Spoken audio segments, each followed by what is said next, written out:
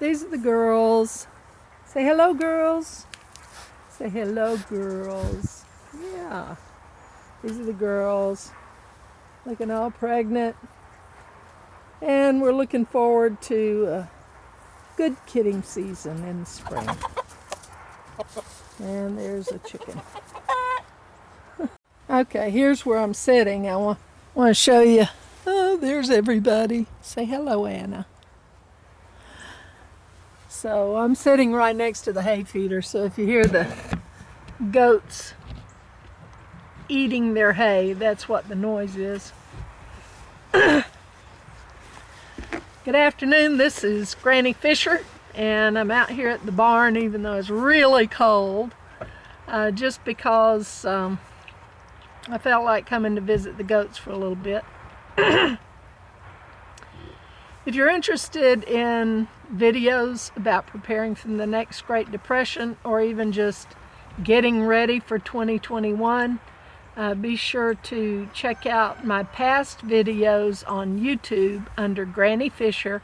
There's a playlist that's entirely devoted to preparing for the next Great Depression. It's got about 10 videos on it. But most of my videos from this point forward will be posted on library.tv. It's LBRY. There are no vowels in it. Library.tv, because it's an open source free speech site that doesn't censor what you put on there like YouTube does. YouTube's gotten really oppressive. So look for me over on library.tv. And by the way, they have a really extensive collection of audiobooks over there. Anything that's in the public domain, they're trying to get it in their collection. And so you can go over there and listen to H.G. Wells, Rudyard Kipling, all kinds of books you've never heard of before, but they've got a really nice collection over there. And anyway, look up Granny Fisher on library.tv, and be sure to click follow when you get over there. And I hope you like this video. Today I'm going to talk about the 3 essential preps, and they're probably not what you're thinking about. A lot of people think of bullets, Bandaids, and beans. That's probably not the right order, but that's generally what people think about, is being well armed, having lots of food, and having medical supplies. And those are all important for survival, but the 3 foundational preps are different, and they're probably more important than those, because those spring from the 3 foundational preps.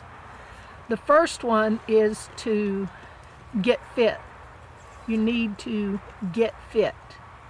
And just think about it. If the poop really hits the fan and you have to bug out, let's say you have to leave on foot, you have to take your backpack, you put it on your back, you have some canned goods in there, a little cook stove, and a blanket and tarp, and maybe a knife and a gun, and you're ready to take off.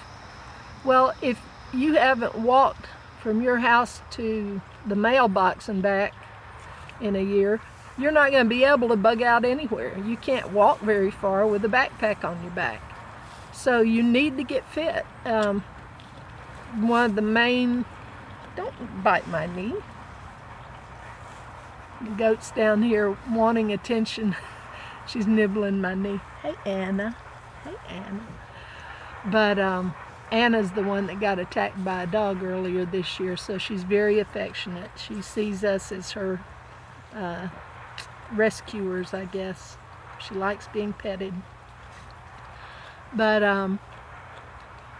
if you are exposed to COVID and you get sick, you're more likely, much more likely, to end up in the ICU if you're obese.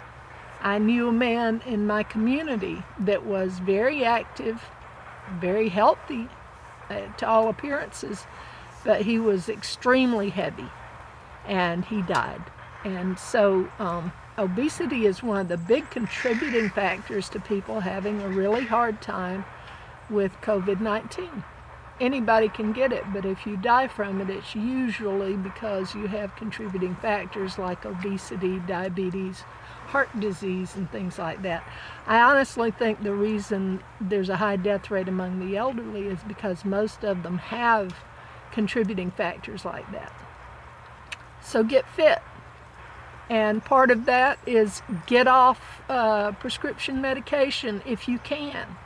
If you have high blood pressure, try controlling it through exercise, good diet, cut out some of the salt and the fats and stuff. Try and eat healthy, and get fit, and see if you can back off on that blood pressure medicine. And if you have if you're borderline diabetic, a lot of times that can be controlled by diet. Let's get fit, people. Act like you're going to war, and get ready for that. And don't let it be a thing that discourages you, so you sit there at your computer and eat chocolate candy, or drink Cokes and eat potato chips and stuff like that. You're going to be dead. If things really fall apart in this next year, you won't make it to the end of the year. So get up, get fit, eat right, walk. I mean, if nothing else, go out the door, walk for 15 minutes in one direction, and then turn around and walk back. And tomorrow, walk a little bit farther. Get fit. That's your number one prep.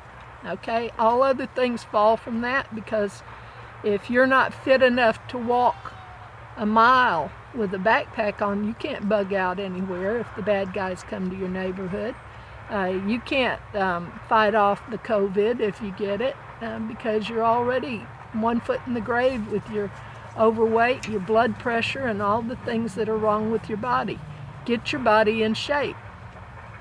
The Apostle Paul said, I buffet my body and make it my slave. If you give in to the flesh, if your flesh says, ooh, I need some potato chips and a Coke, or, ooh, man, I just want to sleep all day, I think I'll just curl up and sleep in this bed all day, or your flesh says, I don't want to go anywhere today, I think I'll just watch movies today. If you do that once a year, that's not a big deal, but if you do that every day, you're going to be a fat blob that can't do anything, and you're going to be susceptible to disease. You're going to be susceptible to bad guys that want to do you harm, and probably you'll live a short life. You won't live as long as you would if you got your body in shape. Buffet your body, make it your slave. Become tough, get fit. Hey girls, quit fighting. They're button heads down here. Goats are butt heads. These girls are button heads. What are you button heads about? Everybody's wanting to be petted. Yes, they are. Y'all are just jealous. Okay, number 1 is get fit. Number 2 is get connected. You need other people. You need to know somebody's got your back. A lot of us, that would be our family. If you have children, grandchildren, mother, father, aunt, uncle, brother, sister, get together with them and be honest. Sit down and talk about what's going on in the country, about the political situation, about the possibility of civil war, about the possibility that some states might secede from the Union, about the possibility that there might be martial law in this next year, or what will you do if Joe Biden decides to confiscate your guns and somebody starts fighting back and there's a bad outbreak of violence. You need to get connected. You need to have other people. If you live off in the middle of the woods all by yourself, sooner or later you have to go find food. You have to go find salt. You have to go find a doctor. You have to have contact with other people. No man is an island unto himself. You need connections. You need people.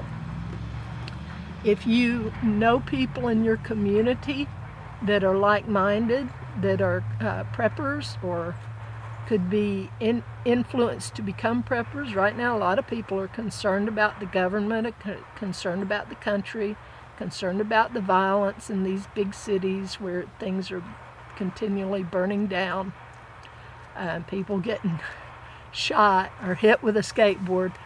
You know, there are people who are concerned now who might not have been concerned a year ago. Talk to people. If nothing else, find people who are like-minded on other topics, like if you like bicycling, okay? Find some other people who want to bicycle with you and go for a little day trip up the highway, you know, take an old highway and go cycling. And when you stop for a break, talk about what's going on in the country and kind of get a feel for where they're at. Because they're like-minded on one thing, it gives you an open door to discuss other things and find out if they're like-minded on those as well. If you play cards with somebody, you'll have an opportunity to have casual conversation with them over a game of cards and a cup of coffee and find out if they're concerned about the country as you are. If they tend to be more conservative, if they are wanting to find some way to prepare for hard times, if they see a Great Depression coming, if they see a civil war coming, if they're wanting to find some way to get ready for those things, then say, hey, we're doing the same thing. Would you like to get together and discuss it? And just start talking, start being friends, start learning more about each other. It's not necessary to form a militia and start doing maneuvers out in the woods. You don't have to do that, but just to confer on issues like, do you have livestock? No, but you're good at gardening. Well, I tell you what, I've got livestock and you're good at gardening. Why don't I enlarge my herd and my flock and you enlarge your garden? And that way, if things get really bad, I can swap you some milk and cheese and eggs for vegetables, potatoes, and corn. And start cooperating like that. Everybody is not good at everything. We're all good at a few things. And so we need to cooperate on those things that we're good at and find things that other people are good at. And we can swap up and we can help each other out. And let's say you're a carpenter and I'm a plumber. I'll fix your plumbing. You come help me build a shed. So work together. Find people that you can work together with. And it helps if you kind of have the same mindset, if you have the same values, and you'll kind of get a feel for how much you can trust the other person. My dog's over there eating a bone. I've got animals, have you noticed? They're all over the place. But to me, that's food on the hoof. We've got milk and cheese and yogurt and these goats. We even have meat. We put one in the freezer this year, and we've been eating that meat. And the chickens provide us with meat as well, and eggs. And they're wandering over here wondering if I'm going to feed them and put them up for the afternoon. It's cold. And they're ready to go on the roost, I believe. Okay, so the first thing is get fit. The second thing is get connected. And the third thing is get saved, because nobody lives forever. I was just looking at an article in which they interviewed Elon Musk, and they said, are you going to get the vaccine when it comes out? And he said, no, I'm not. My child's not going to get it either. And they said, why not? And he said, because we're not at risk. And they said, well, people are going to die from this disease. And he said, everybody dies. And that is a true fact. Everybody dies. Some sooner, some later, and we all just hope to live out the string that was originally measured out to us, that we don't overstay our welcome, but we don't die too soon. And the whole point is that if you die, are you ready to face God? Because this life we're in right now is just a practice. It's just a dry run for real life. When we step out of this place, we'll be in the real place. This will be a faint memory, like a child doesn't remember being in the womb. And I know I say things a little different from the way you're used to hearing them, but I am just a Christian. I've been a Christian since August of 1972, and that's way before a lot of you were born. But I can tell you from what I've read in the Bible, what I've experienced through prayer and through the contact I've had with the Holy Spirit, that God is exactly what you see in the Bible. And Jesus is his Son and the only payment for sin. Humans are sinful. You know it, and I know it. You know people that just horrify you with their evil or with their lack of empathy for other people, lack of sympathy for other people. People have a streak of sin in them. Even the ones that are really nice, they can get on their last nerve and just, say something sharp and cutting and hurt other people. Or they might lie just because they're tired, they're fed up, and they don't care anymore. But Jesus was the payment for our sin. He came, he laid aside his deity and took on human flesh because a human had to pay the price for humanity's sin. But all of us were sinful, and so we couldn't do it. He came as one of us. He took on human flesh and grew from a little embryo in his mama's belly into a baby, into a young boy, into a man. And when he laid down his life, he said, "No man takes my life from me. I lay it down willingly." Read the Bible. Find out who Jesus is. But I will tell you this. Reading the Bible will not save you. Going to church will not save you. Good deeds will not save you. The only thing that saves you is the price Jesus paid for you on the cross when he died. And then he came back from the dead. He rose from the dead. He put on an eternal body and came back from the dead. He was seen by several hundred people over the course of 40 days before he went back into heaven. There is no grave with his body in it in Israel now. There's a grave. They think it's the one he was buried in. But there is no body there. There are no bones because he's not there. But the thing to allow you to reach out to God is honesty. He knows everything about you. He saw you the day you were conceived, and he's known you from that point forward, and he knows all that you've been through, all that you've said and done, and you can't fool him. You have to be honest. You have to tell the truth.